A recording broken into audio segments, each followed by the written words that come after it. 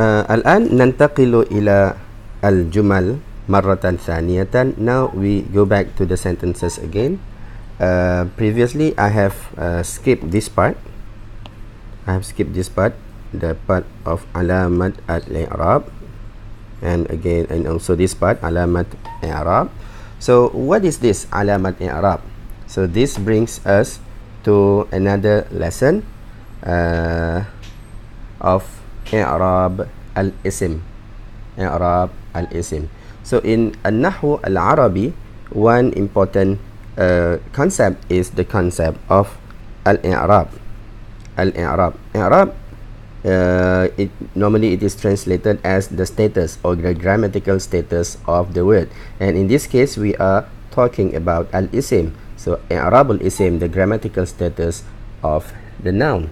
So for the noun, there are three states. Okay, there are three states. The first state is called ar-raf'u. The second state is called an-nasbu. And the third state is called al-jarru. Okay, so the first state again is ar-raf'u. The second state is an-nasbu. The third state is al-jarru. So at the moment we just memorize these three states. So when it is in the state of ar-raf'u, the word is called marfu'. So marfu' is the word which is in the state of ar-raf'u. If it is in the state of an-nasbu, then the word is called mansub. And if the word is in the state of al-jarru, then the word is called majrur. So basically for ism, there are three conditions or three states. First, it can be either marfu', a marfu' word, or a mansub word, or a majrur word. And you might wonder, why do we need to learn all this? Now let me see an example. We have the word, for example, we have the word qalam. Okay, we have the word qalam. So I believe you have seen that this word qalam, it will have different ending. Sometimes you see they say sometimes you see they say qalamun. Sometimes you see they say qalaman. And when it's ending with a tanween, a fatha, then you have to support it with an alif. And sometimes it ends with a kasrah. So why do we have all these different harakat? Dhamma, fatha. So this is called the dhamma, dhammatan, and the fatha or fathatan, and this is the kasrah. So why do we have this mun, man, and min? This is actually depending on the state of the word, or in this case it depends on the i'rab of the word, whether it is in the state of rafa or marfu, or whether it is in the state of nasab or mansub, and whether it is in the state of al-jarru or majrur. So how do we know whether the word is in the state of ar-raf'u or an-nasbu or al-jarru? It depends on the grammatical function of the word. And in this lesson, we are dealing with al-mubtadأ and al-khabar.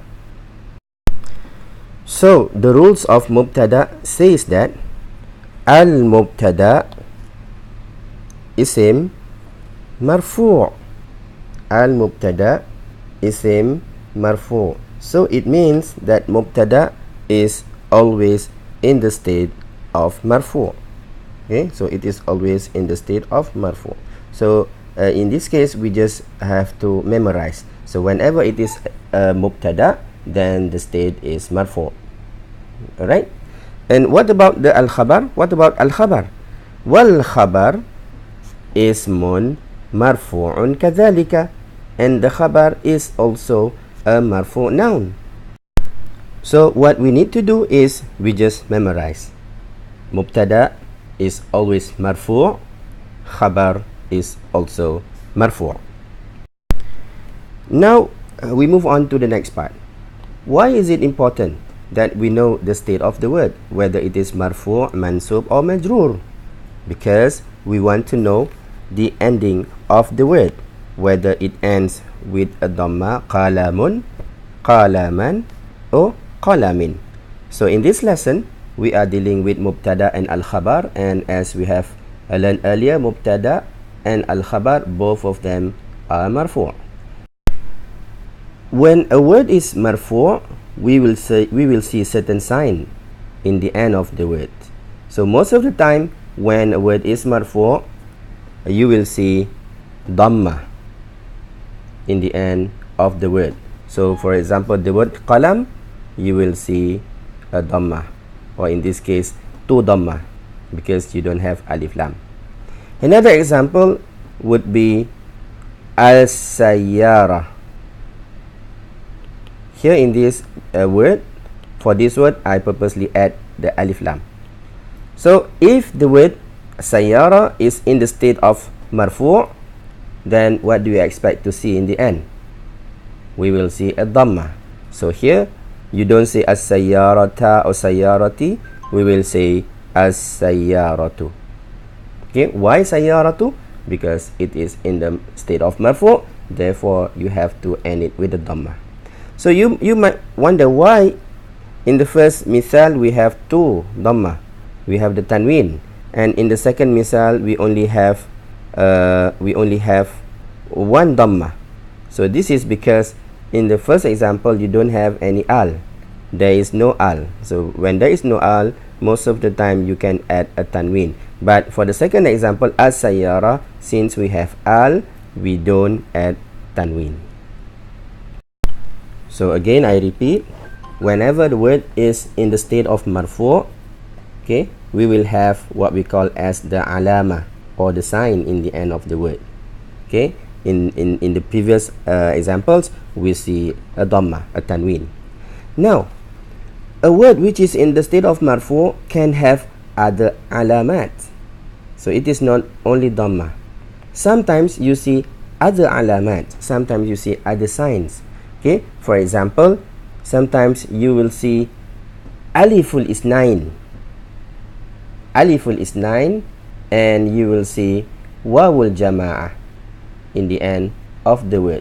So to explain this, let us go back to our example for both aliful isnain and wawul jama'ah. Okay, we go back to our example here. If you look at the first jumlah, Muhammadun mu'addabun, they say Muhammad is mubtada, and as we have learned earlier, mubtada is always in the state of marfu'. So whenever a word is in the state of marfu', it will have an alama, and the alama is the dhamma. So here you see a dhamma, tanween dhamma in the end of the word Muhammadun. The same thing goes to the word al-khabar, goes to the word al-mubtada or mu'addab. Mu'addab, since it is al-khabar, so khabar is also marfu', is always in the state of marfu'. Therefore you will see an alama, which is the tanween as well, which is the tanween. So you say mu'addabun. So here they say, what is the alama of its i'rab? What is the alama? The alama is dhamma. Okay, dhamma. Now we come back to the other alamat of marfu'. Look at the second sentence. Ar-rajulani mahirani. So both words are in the state of marfu' because rajulani is mubtada and mahirani is al-khabar. But in this sentence you don't see any dhamma. There is no dhamma in the end of the word because rajulani, this is a muthanna word, two men. So when the word is in the state of muthanna, two, then you will end it with an alif and nun. Okay, you will end it with an alif and nun. So the same thing goes to the second example or the second word, mahiran. You have the alif and nun in the end. So here the word is mubtada and it is also in the state of marfu', but the alamat, the sign of marfu' is no longer a dhamma. The alama for this mithal is the aliful isnain. So what is this aliful isnain? Do you see this alif? So that is what we call as the aliful isnain, and isnain means for two, the alif which indicates that here we have two, okay, of the word. Ar-rajulan, two men, mahiran, both of them are expert. Okay, the same goes to the word mahiran. What do you see in the end? We have this alif. So this is what we call the alif al-ithnain. Okay, and this is the alama of marfu', alama or raf'i for the word. The same goes to al-mithalu thalis. And in the third mithal, we also have a musanna word. Talibatani, two students. So again, since it is two, you have the alif in the end. Talibatani nashitatani, you have an alif. Talibatani nashitatani. So this alif is, again, it is called aliful isnain. And aliful isnain, as we mentioned earlier, is the alama that the word is marfu'. We move on to the fourth mithal. Al-mudarrisuna mukhlisun. Al-mudarrisuna mukhlisun. So this is now for jama', for plural, male and plural. So what do we see in the end of the word? Here we have a different sign. It ends with waw and nun. Waw and nun. Okay, so waw here, the waw here is called the waw al-jama'ah, the waw which indicate that this is for jama', for plural, for many people. Al-mudarrisun. So the word mudarrisun, this is the mubtada'ah.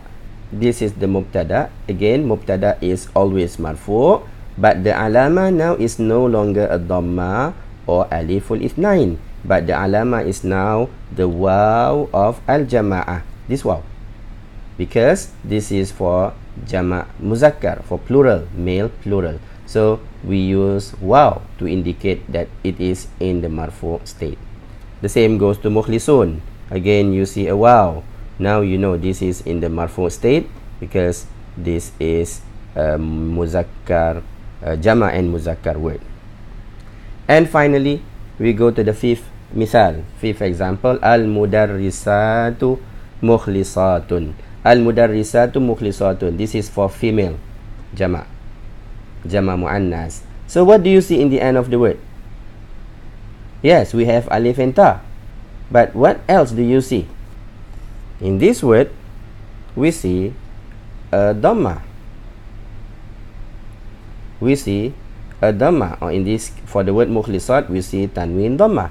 So what does this mean? This means that this word is also in the marfu' state, and the alama of marfu', of alama ar-rafa, is a dhamma. Okay, even though this is a jama' word, but the alama of rafa or marfu' for this word is a dhamma. So therefore, here we have three alamat, or three signs to indicate that the word is in the marfu' state. The first is ad-dhamma. The second is the alif, here, this alif. And the third is the waw. So this waw.